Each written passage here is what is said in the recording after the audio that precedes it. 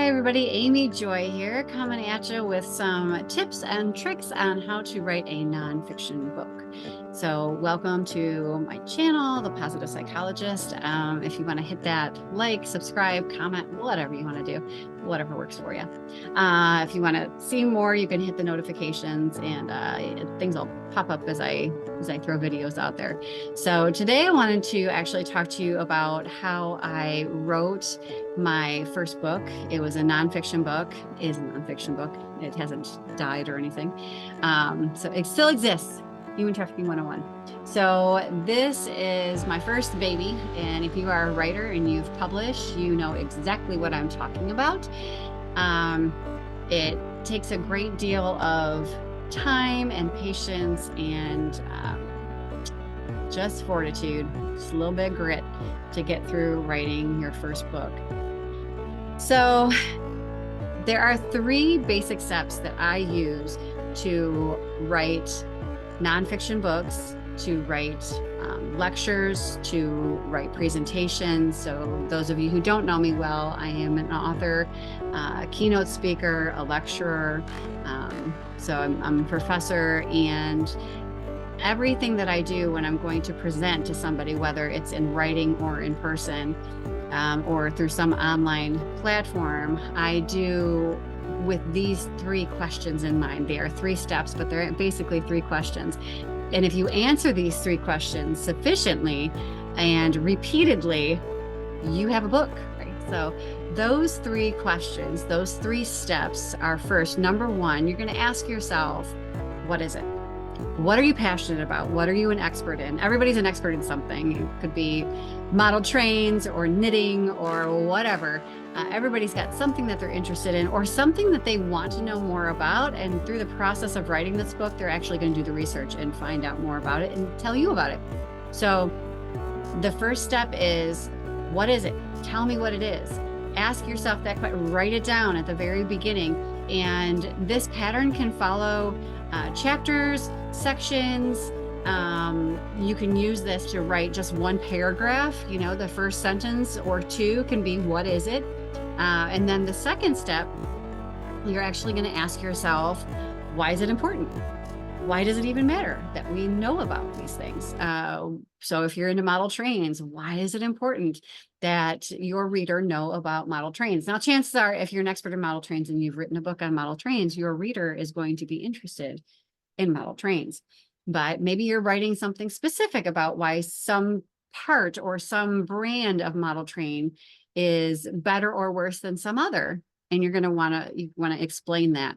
So that second question you're going to ask yourself is, why is it important? Why is it important to you? Why is it important to the reader?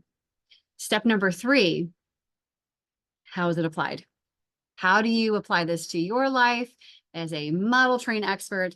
And how does the reader apply it to their life? So in this section, you really need to make sure that you've painted a good picture of what it means to put together a model train, what it feels like to glue it, or whatever you do with model trains. I'm not sure. So the experience of putting it together, putting it on the track and having it run the way it's supposed to, or the way you want it to, really paint a picture of how it applies to the life of the reader. You're not necessarily writing to yourself. You're writing to your ideal reader.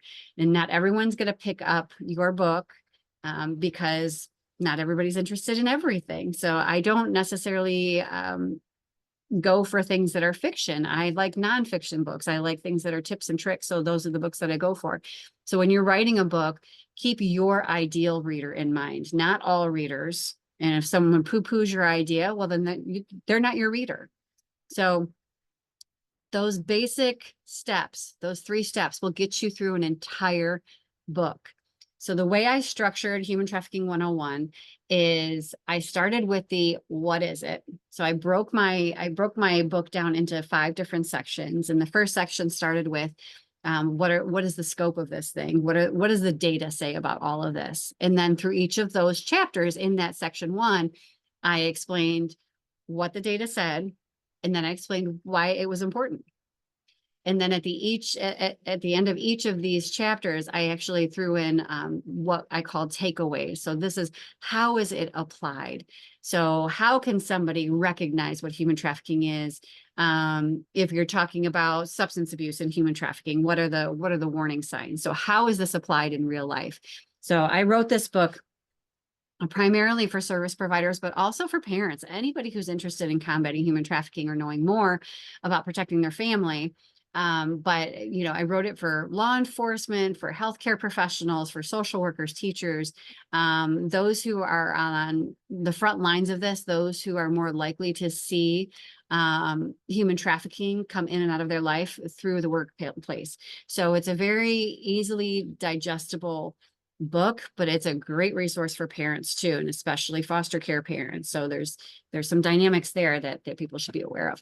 But because this was a kind of a how-to, I wanted to make sure that those takeaways were very clear, and that at the end of each chapter, I summarized each of those paragraphs or each of those chapters into very bite-sized, okay, what now kind of thing. So those were the takeaways at the end of each chapter. So again, 3 steps. What is it? Why is it important? And how does it apply? That's how you write a book.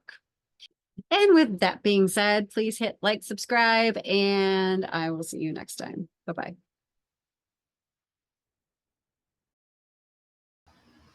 Check out my books on Amazon.com, Human Trafficking 101, Him, Me, and V, and Write Your Story.